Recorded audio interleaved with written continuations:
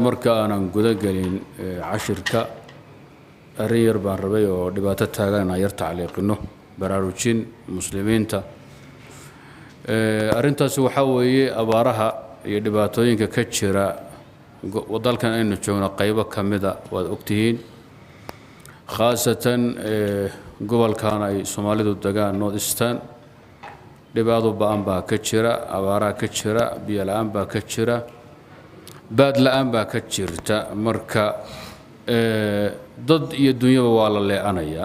aad baa loo baaba'aya kulay media iyo warbaahinta waad la socotaan waxa ay soo gudbinayaan dadkii ahalkiina ah markay la soo xirana kulay warka waad helaysaan hawsha marka aad u ba'an ee dhibaatada ah muslimiinta haysata waxay mudan tahay in la garab istaago oo muslimiintu jawaab wanaagsan ka bixiyaan dadka masaakiinta muslimiinta xuquuq badan bay ugu leeyihiin waa fuqaro baaba'aya waxay xandha adduun hayeenna waa dhaafeen tabarna oo ma hayaan marka xaqiina ay soo eegayaan waajibaadka saaran dadka aqniyada ilaahay subxaanahu wa ta'ala gacantooda wax galiyayna waxa kamida in fuqarada iyo masaakiinta ay wax taraan waajib diineed weey markay aafaad iyo dhibaatooyin soo korana ka basii daran hadda musiibo qaxda iyo abaara ayaa ku habsatay oo hadda ka horba soo maray intii muddo marka nin walba wuxuu heli karo inuu ka qayb qaato ayaa la doonayaa ilaahay subxaanahu wa ta'ala fi kitaabihi wuxuu ku yiri waatida alqurba haqqahu wal miskiin amar weeye ruuxa qaraabada ah iyo miskiinka xaqiisa si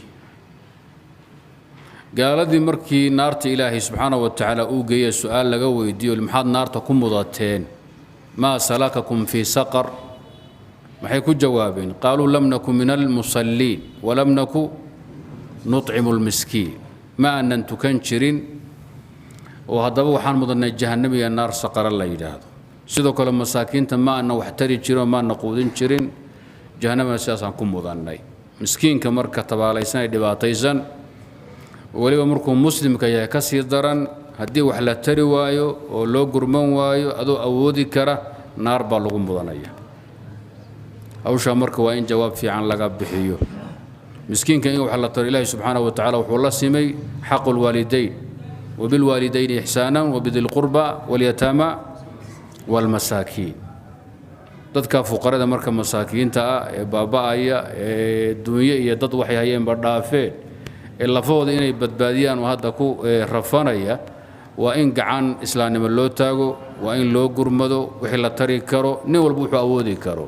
ninka calal keeri kara ninka biyo keeri kara ninka shin cad keeri kara ninka raashin keeri kara wax shin hadda la idinka rabo ma bashiraan raashin masaajidka soo dhooba ha loo qaado masaakiinta nin walba heeri karo dukaamaha inta tagtaan bakhaarada raashin halka la keeno muslimiin qaado oo bas ka saar la waay maayo kuwa gawaarida looriga shidaal ku shuba la waay maayo bal ruux walba wuxuu heli kara rag iyo dumar sagiir iyo kabiir masaakiinta muslimiinta loo gurmado dadaal badan baa la wadaa oo mudana la soo waday laakiin wali kuma fillo meelo badan oo wali xataa la gaarin oo qaylidu gaarin baa jira marka yaan la isdhiganin dhibkeenu hadan reer magaalna waxa weeye kama warqabnaba dhibaatada dhacaysa iyo waxa jira laxdhokan coli abaarba moog weeye nicmada aynu iska haysanay biilasha inoo saxan iyo masaajida inoo camiran baynu moodaynaa in adduunka dhanba uu ka wada jiro ay dhini jireen Soomaalidu habar jir ku hayo waxay moodaa adduunka dhanba inuu jir ku hayo habruhu ku hayo marka waxa waa la isku imtixaanaya nicmada yarteed haysataan shukri bay u baahan tahay jawaab degdeg in laga bixiyo waqtiga baa u xalaal meedkii baa u xalaal wada aragteen qaybo kamida xoolaha markay dhaafeen intay isgaran waayeen bay isdileen nin geed kala laada waad arkayseen oo 400 oo sacay dhaafeen oo isgaran waayo lood israaciyay meel xun baa wax marayaan marka waxaan muslimiinta ka codsanaynaa codkana uu gaari doono dal iyo dibadba hawsha inay jawaab degdeg ka bixiyaan muslimiintana u gurmadaan ilaahina ka cabsadaan xaqul muslim ala muslim waxa kamida inuu san dulmin ruuxa muslimka ruuxa kale oo san xaqirin wala yuslimuhu oo san balaayo u dhiibin ama cadow u dhiibin walaa yakhdiluhu garabkiisa uusan ka bixin ruuxa muslimka adoo ka badbaadin kara dhibaato hadaad faraha uga qaada dawad u dhiibta bahal baad cunsiisay fukul caaniya وأطعموا